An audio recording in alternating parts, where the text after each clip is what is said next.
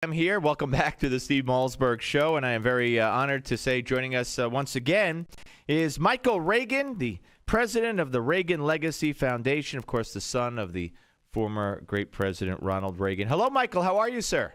I'm doing fine. I also had a mother. Yeah, no, I know that, but you I know that. But you know what I'm talking about. And yes, he did have a mother. He does have a mother. So anyway, Michael, I'm glad you had time to join us today. And it's interesting because Chris Ruddy, of course, of Newsmax, has a great piece posted on the website at newsmax.com talking about how he believes that we should not be Republicans should not be trying to delay Obamacare. But let it hit and then get rid of it by election. You know, and I actually tweeted that and said that I agreed with Chris. And it's interesting. I just came from a luncheon here in Los Angeles with a young man who wants to run for Congress against Brad Sherman, and another gentleman who wants to run against Henry Waxman for Congress, and believes that the key to them winning in 2014 is being able to use Obamacare as the issue and really tying Henry Waxman and Brad Sherman to Obamacare. And they and other Republicans won't be able to do that if indeed Republicans go along with now delaying it for a year up to 2015. The consensus is outside of Washington, let it go through, let the worst thing in the world actually happen, be able to tie it to the Democrats, and allow Republicans to use that as an issue to take back the Senate of the United States and add to the Congress of the United States in 2014. Okay, now let me play devil's advocate a little bit. If it goes through, quote unquote, and it's chaotic and it causes pain and people lose their insurance and you know what we know is happening and what continues to happen and part-time, and yet people get disgruntled. Nonetheless, it could be pointed out that Republicans had a chance to halt it for a year and elected not to. You know, I guess kind of all of a sudden it'll be an about face on the part of the Republicans who pushed, you know, initially during their CR to delay it for a year, and then how do they explain that now all of a sudden with all the problems that have been indicated, how do they then explain, well, you know, we're going to let it, we don't want to delay it, let it go forward? Hey, the fact of the matter is the Democrats had their chance when the Republicans were doing that. They chose not to. They chose to stand behind Obamacare, no amendments to Obamacare, pass it the way, in fact, it was. The president threatened to veto everything. Let the Democrats own it. Lock, stock, and barrel. Not one Republican voted for Obamacare. They tried to do everything they could to try and fix it, delay it, what have you, make everybody part of it. All turned down by Harry Reid and the Democrats, including the President of the United States of America. Let the Democrats own it for 2014. That's what they need to do now. Yeah. Let them own it and say, hey, say la vie, you had your shot. You didn't go along with us.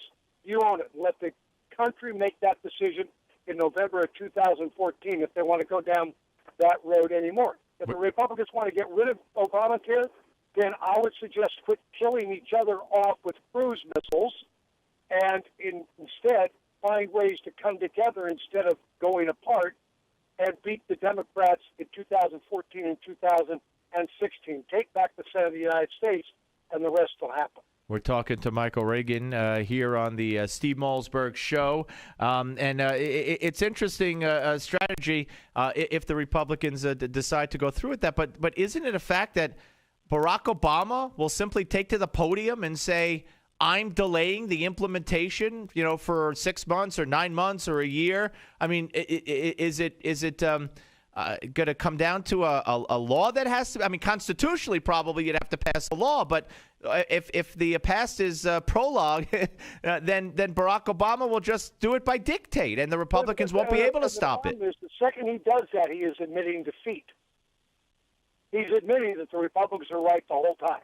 That's what he's admitting. That the Republicans were right and that he was wrong.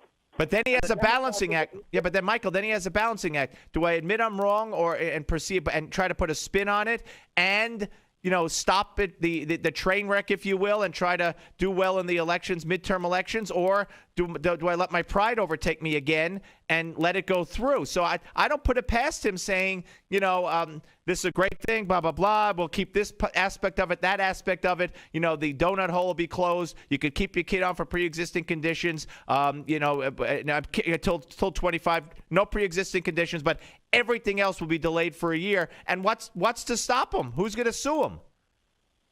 Well, the president has been doing that all the way down the line. Right. The way he's let people opt out already, all the way through the process.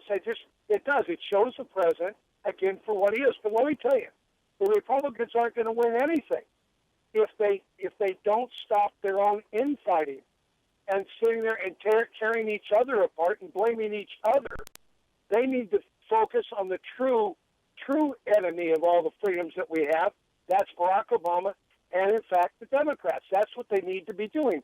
And, again, to sit there and say, okay, we're now going to vote to delay it, really takes – the only reason the Democrats would vote to delay Obamacare is to take the issue off the table for the 2014 elections. That's the only reason. They're not going to vote to delay it because they all of a sudden feel bad for America. Oh, of course not. They're not able to get on. Right. They'd only want to do that to save their own hides in the 2014 election. I don't think the Republicans should allow them off the hook. All right. That's fair enough. We're talking to Michael Reagan, of course, president of the Reagan Legacy Foundation and son of former President Ronald Reagan and his mom here on the Steve Malzberg Show. And let me ask you, the aftermath of this shutdown, and now it is everything that could go wrong with the economy. They're already predicting that Christmas sales will be ruined. They said on a report today on, I think it was CNN, that 40% less money was spent. Shoppers spent 40% less money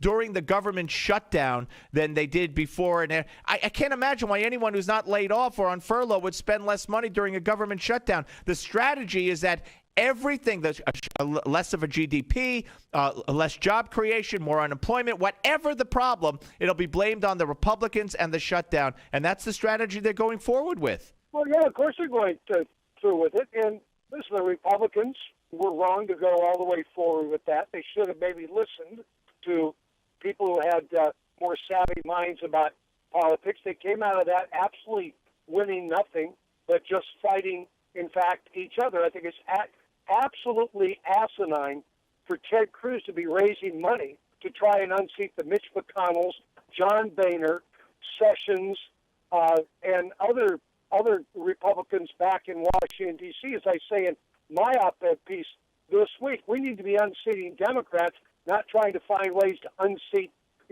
Republicans because we don't agree with them 100% of the time. Ronald Reagan would be rolling in his grave at this point that we are, in fact, attacking each other instead of attacking the true enemy out there, the Democrats. So I would say the Republicans, if I could say two words to them, shut up. Yeah, and one other thing, real quick, we got a minute left. It's not fair. What would your father have said about the way Obama handled the non-negotiations when it came to the budget and the debt ceiling? It's very seldom that the president of the United States loses in that position. My dad, remember, went through it 8 times and came out by lowering taxes 3 of the times. So again, most of the time, the president will win those issues. And that's what happened this time. Yeah. He won. Yeah. He would look at the president and say, the president, and I said this on Fox, the president didn't have any skin in the game. There's no skin in the game. It wasn't like Bill Clinton, who was looking to be reelected in 1996. The fact of the matter is, there's no skin in the game. You had the strong position being held by the Democrats and by the president of the United States of America. Michael, the last shutdown, we won, but it looked like Bill Clinton did. Yeah. Michael, a pleasure to speak to you, sir. We look forward to the next time. Thank you. Take care, Steve. You too. Michael Reagan, ladies and gentlemen, here on the Steve Malzberg Show. Pete Hoekstra is next. Newsmax TV and radio.